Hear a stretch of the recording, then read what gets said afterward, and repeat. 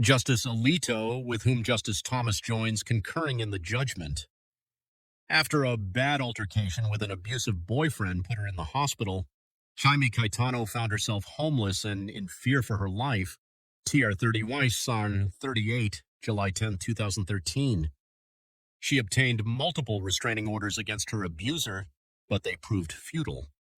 So when a friend offered her a stun gun for self-defense against her former boyfriend, 470 Bos, Massachusetts 774 7976 26 3D 688 690 2015, Caetano accepted the weapon. It is a good thing she did. One night after leaving work, Caetano found her ex-boyfriend waiting for her outside. TAR 35. He started screaming that she was not going to expletive deleted work at this place anymore because she should be home with the kids they had together. He beat. Caetano's abuser towered over her by nearly a foot and outweighed her by close to 100 pounds. But she didn't need physical strength to protect herself. She stood her ground, displayed the stun gun, and announced, "I'm not going to take this anymore. I don't want to have to use the stun gun on you, but if you don't leave me alone, I'm going to have to." ID at 3536. The gambit worked. The ex-boyfriend got scared and he left her alone. ID at 36. It is settled that the Second Amendment protects an individual right to keep and bear arms that applies against both the federal government and the states. District of Columbia v. Heller, 554 U.S. 570, 2008. McDonald v. Chicago, 561 U.S. 742, 2010. That right vindicates the basic right of individual self-defense. ID at 767, see Heller Supra at 599, 628. Caetano's encounter with her violent ex-boyfriend illustrates the connection between those fundamental rights. By arming herself, Caetano was able to protect against a physical threat that restraining orders had proved useless to prevent, and commendably, she did so by using a weapon that posed little, if any, danger of permanently harming either herself or the father of her children. Under Massachusetts law, however, Caetano's mere possession of the stun gun that may have saved her life made her a criminal. See Massachusetts General Laws, Chapter 140, subsection 131J, 2014. When police later discovered the weapon, she was arrested, tried, and convicted. The Massachusetts Supreme Judicial Court affirmed the conviction, holding that a stun gun is not the type of weapon that is eligible for Second Amendment protection because it was not in common use at the time of the Second Amendment's enactment. 470, Massachusetts, at 781, 26 near 30, at 693. This reasoning defies our decision in Heller, which rejected as bordering on the frivolous the argument that only those arms in existence in the 18th century are protected by the Second Amendment. 554 U.S. at 582. The decision below also does a grave disservice to vulnerable individuals like Caetano, who must defend themselves because the state will not. Once, the events leading to Caetano's prosecution occurred sometime after the confrontation between her and her ex-boyfriend. In September 2011, police officers responded to a reported shoplifting at an Ashland, Massachusetts supermarket. The store's manager had detained a suspect, but he identified Caetano and another person in the parking lot as potential accomplices. Police approached the two and obtained Caetano's consent to search her purse. They found no evidence of shoplifting, but saw Caetano's stun gun. Caetano explained to the officers that she had acquired the weapon to defend herself against a violent ex-boyfriend. The officers believed Caetano, but they arrested her for violating Massachusetts General Laws, Chapter 140, subsection 131J, which bans entirely the possession of an electrical weapon, 470 days, Massachusetts at 775, 26, NE 3D at 69. When Caetano moved to dismiss the charge on Second Amendment grounds, the trial court denied the motion. A subsequent bench trial established the following undisputed facts. The parties stipulated that Caetano possessed the stun gun and that the weapon fell within the statute's prohibition.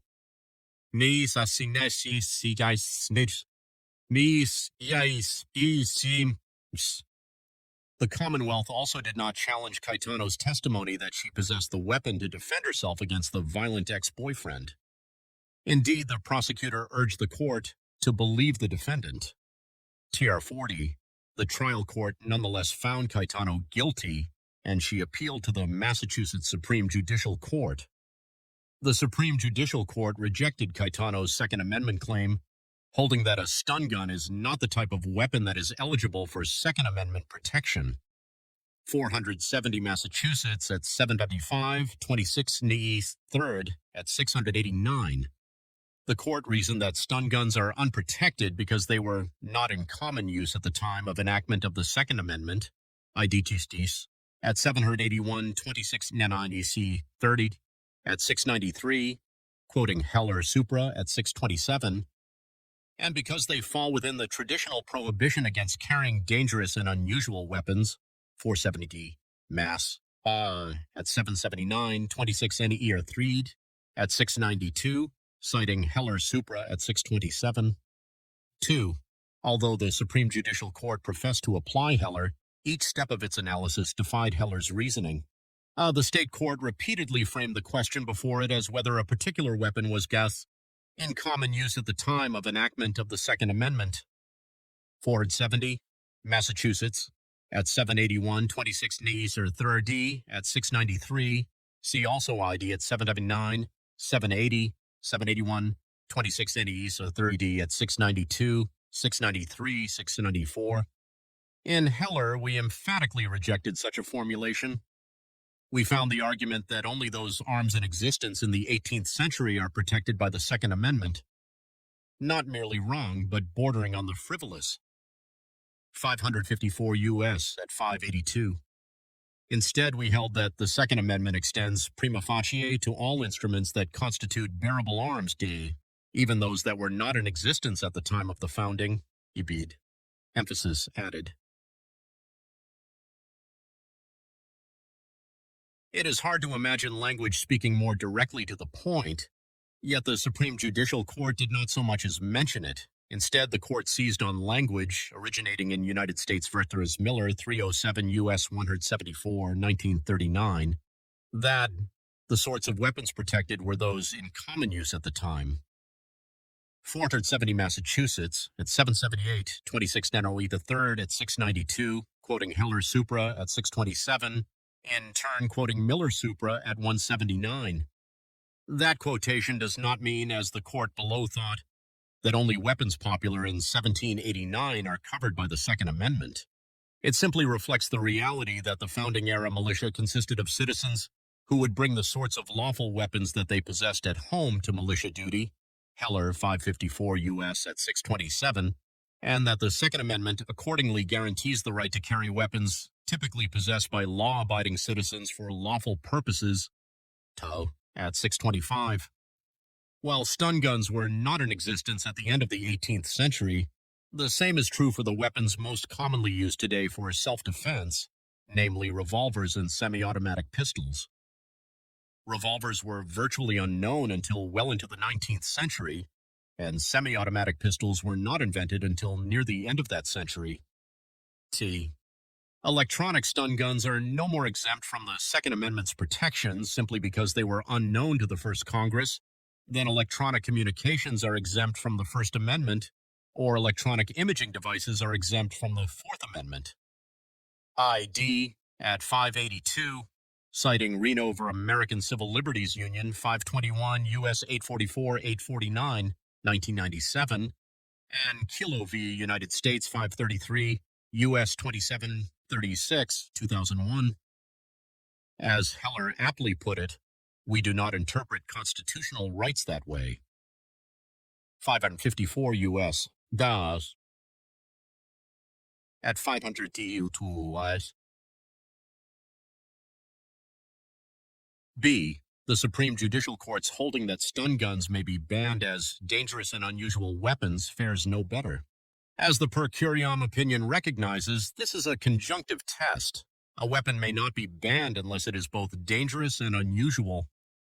Because the court rejects the lower court's conclusion that stun guns are unusual, it does not need to consider the lower court's conclusion that they are also dangerous. See ante at 1 tar 2.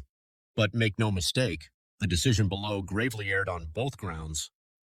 One, as to dangerous, the court below held that a weapon is dangerous per se if it is designed and constructed to produce death or great bodily harm and for the purpose of bodily assault or defense. 470 Massachusetts, at 779, 26 knees are 30, at 692, quoting Commonwealth v. Appleby, 380 Massachusetts, 296, 303, 402, NW 2D 1051, 1056, 1980. That test may be appropriate for applying statutes criminalizing assault with a dangerous weapon. See IBD C 402 NE 2 at Chase 1056. But it cannot be used to identify arms that fall outside the Second Amendment. First, the relative dangerousness of a weapon is irrelevant when the weapon belongs to a class of arms commonly used for lawful purposes. See Heller Supra at 627, contrasting dangerous and unusual weapons that may be banned with protected weapons in common use at the time.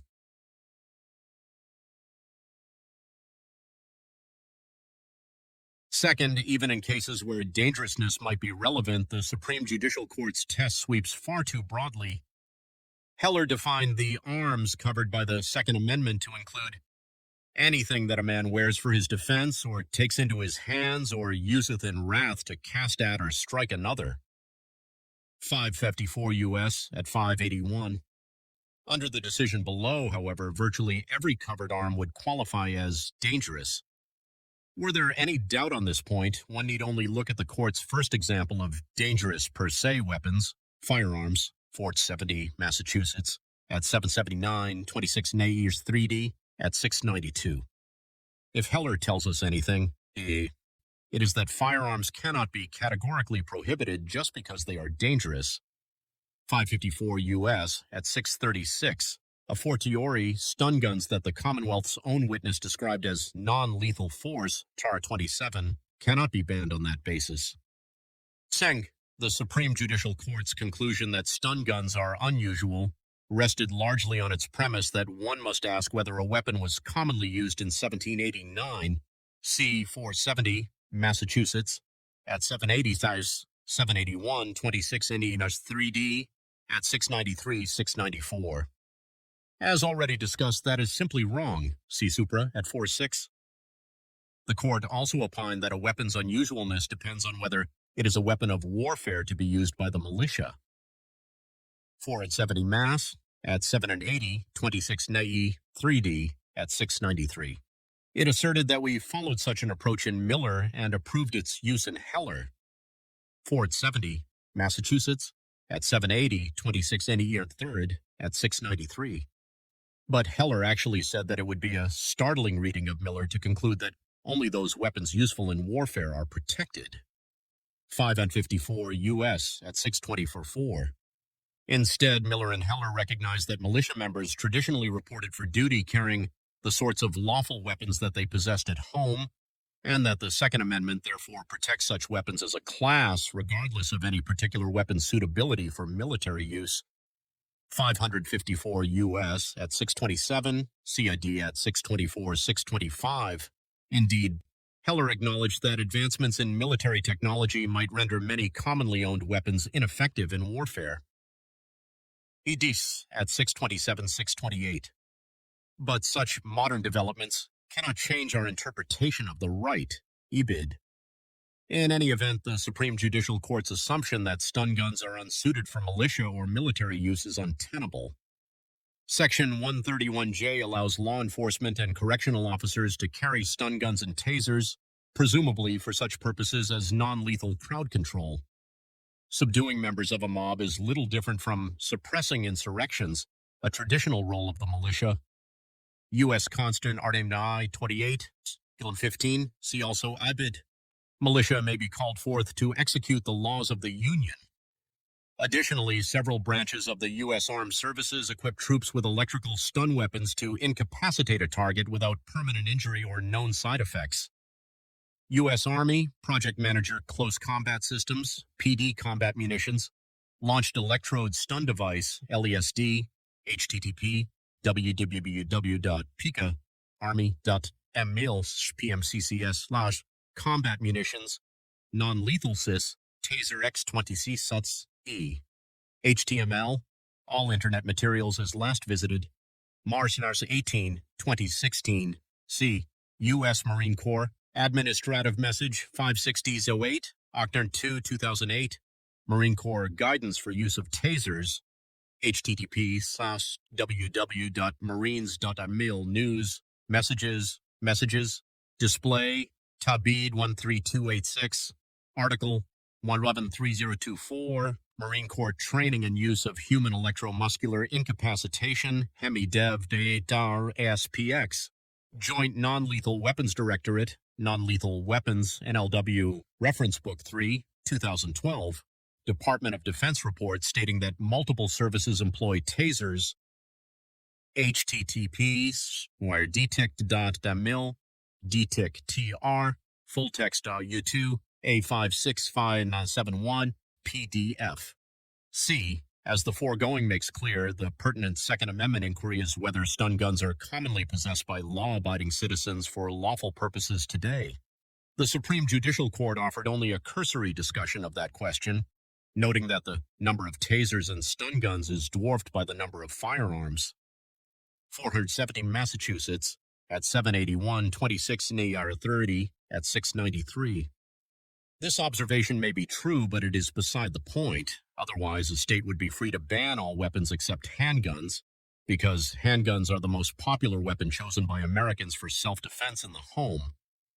Heller Supra at 629. The more relevant statistic is that hundreds of thousands of tasers and stun guns have been sold to private citizens who it appears may lawfully possess them in 45 states. People Voice. Yana 297. Michi app 137, 144, 824, NW at 2D 241, 245, 2012, holding Michigan stun gun ban unconstitutional. C. Volok, non-lethal self-defense, almost entirely, non-lethal weapons, and the rights to keep and bear arms and defend life 62, Stan L. Reverend 199, 244, 2009, citing stun gun bans in 7 states, Wisconsin, statute subsection 941-295, supplemental 2015, amended Wisconsin law permitting stun gun possession. See also brief in opposition 11, acknowledging that approximately 200,000 civilians owned stun guns as of 2009. While less popular than handguns, stun guns are widely owned and accepted as a legitimate means of self-defense across the country. Massachusetts' categorical ban of such weapons therefore violates the Second Amendment. 3. The lower court's ill treatment of Heller cannot stand. The reasoning of the Massachusetts court poses a grave threat to the fundamental right of self-defense. The Supreme Judicial Court suggested that Caetano could have simply gotten a firearm to defend herself. Ford 70 Massachusetts at 783, 26 Ninny 3 at 695. But the right to bear other weapons is no answer to a ban on the possession of protected arms. Heller 554 U.S. at 629.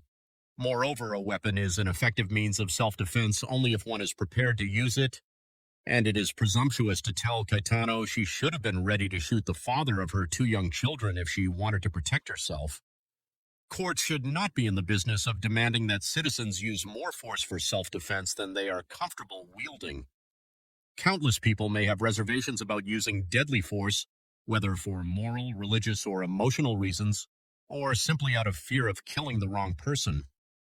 See brief for arming women against rape and endangerment as amicus curiae 45. Self-defense, however, is a basic right. McDonald 561 U.S. at 767. I am not prepared to say that a state may force an individual to choose between exercising that right and following her conscience, at least where both can be accommodated by a weapon already in widespread use across the nation. A state's most basic responsibility is to keep its people safe.